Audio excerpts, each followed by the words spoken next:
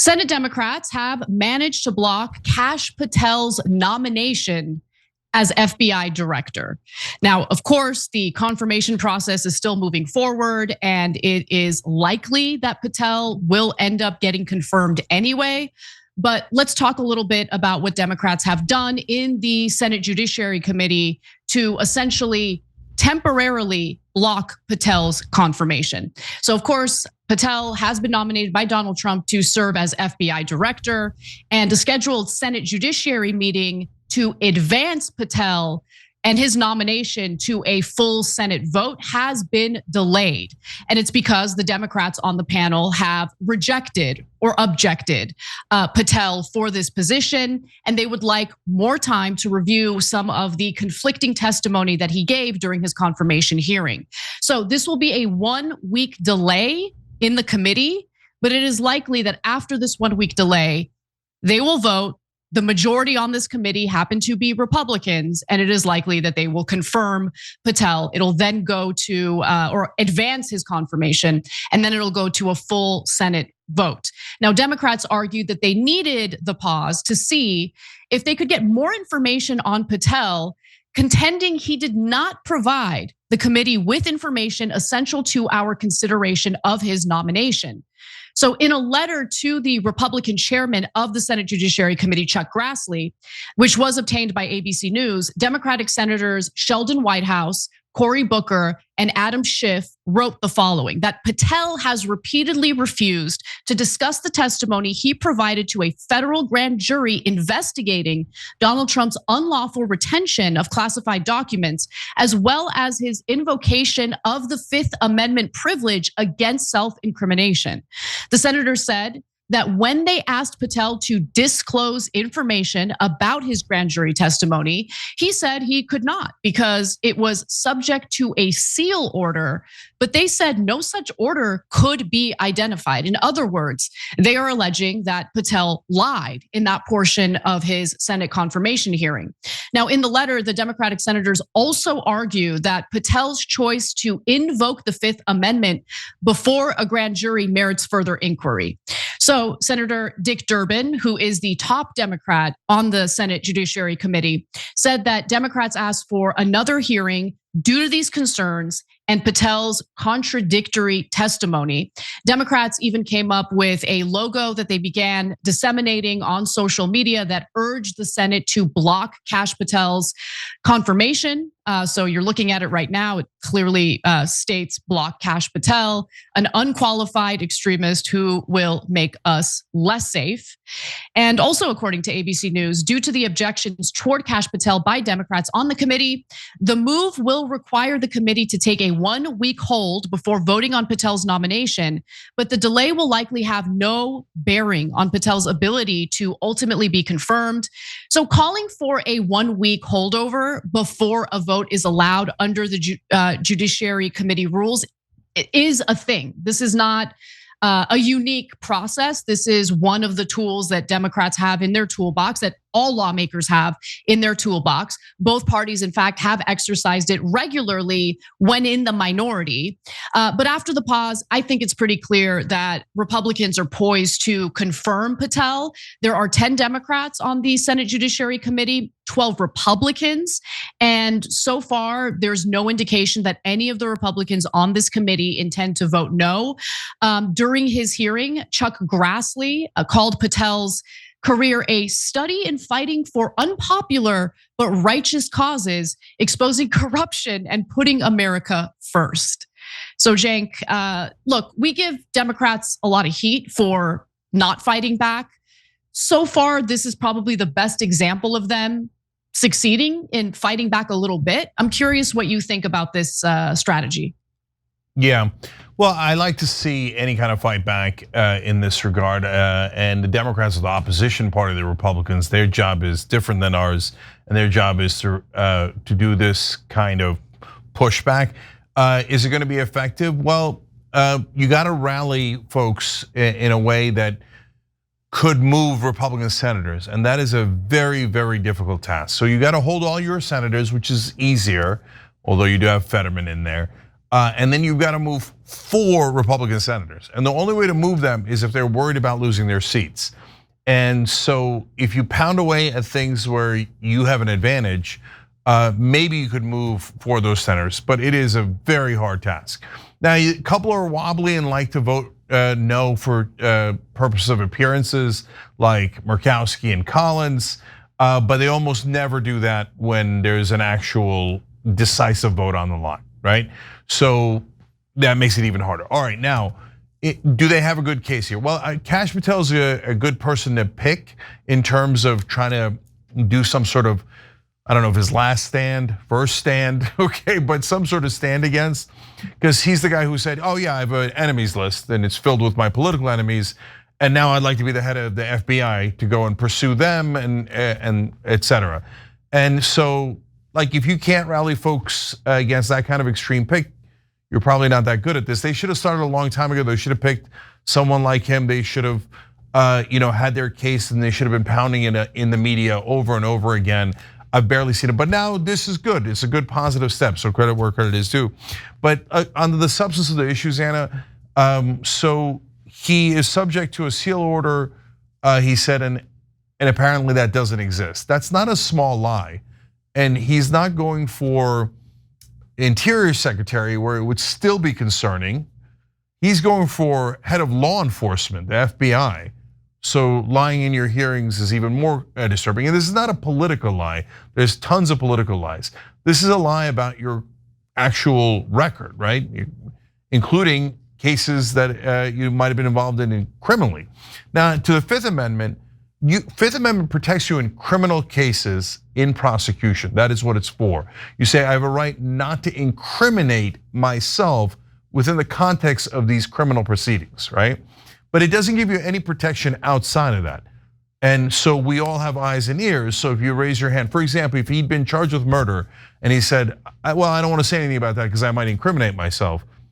Should we be concerned about that if he's going to be the head of the FBI?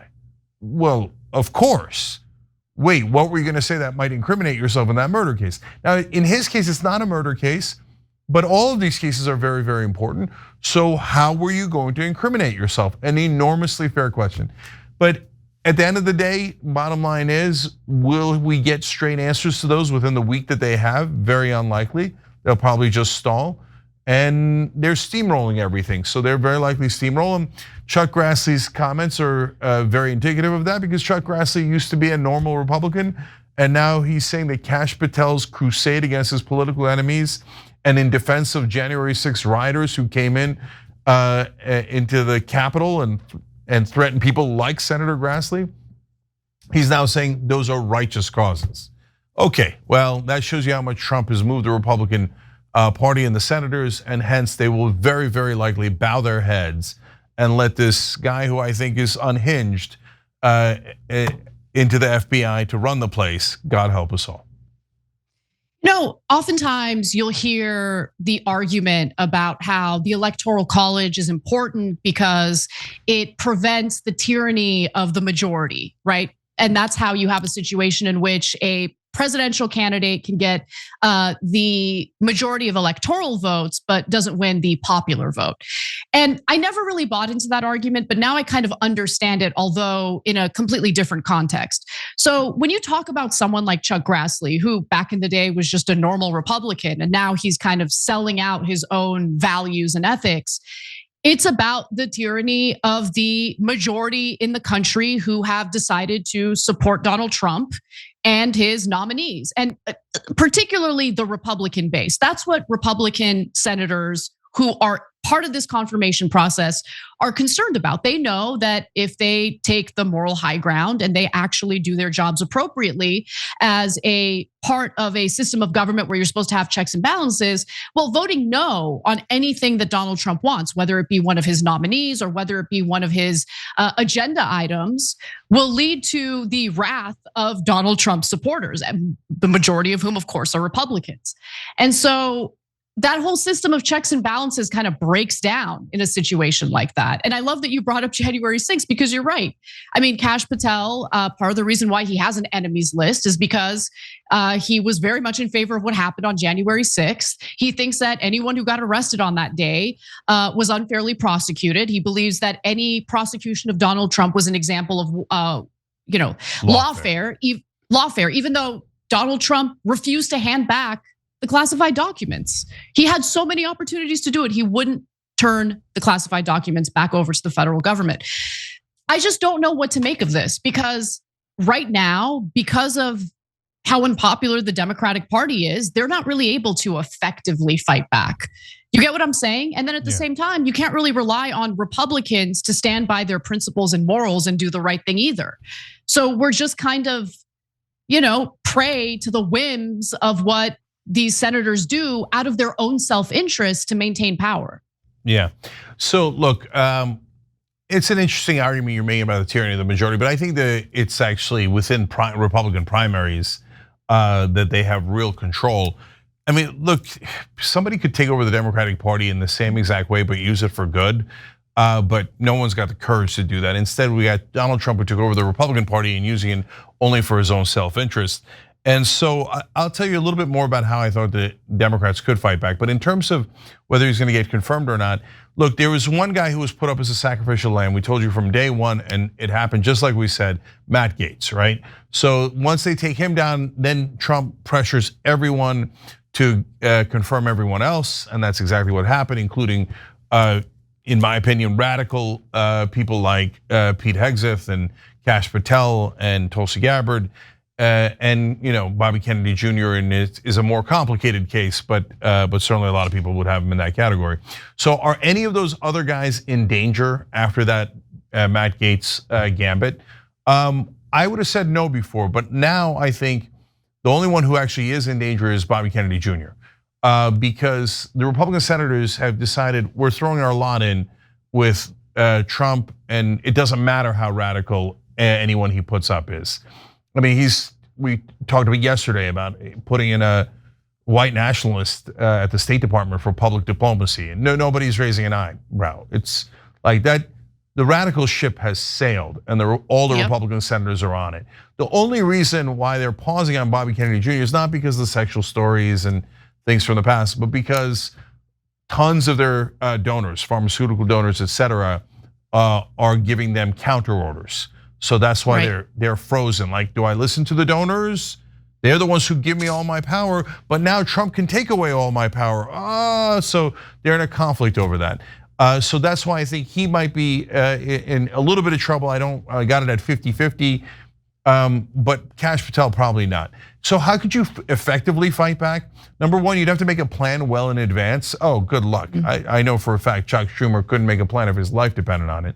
So why not? I mean, he's so energetic and so with it. Yeah, and he's great at leading chants. I know. Okay, but so what I would have done is, okay, let's pick a target. Is it Kash Patel? Is it 2 or 3 targets, just 1 target? And then when we do, what do we do? How do we influence those 4 Republican senators? Because eyes on the prize, who cares about everything else? The only way to stop any of these guys is to flip 4 Republican senators. So if you're gonna, or even if you're not going to flip them, then do significant political damage on them for voting yes, right? So they would have to be in purple states. They would have to be in closer elections. This is like elementary politics. And one of the tools that they haven't used yet that I would have used is polling.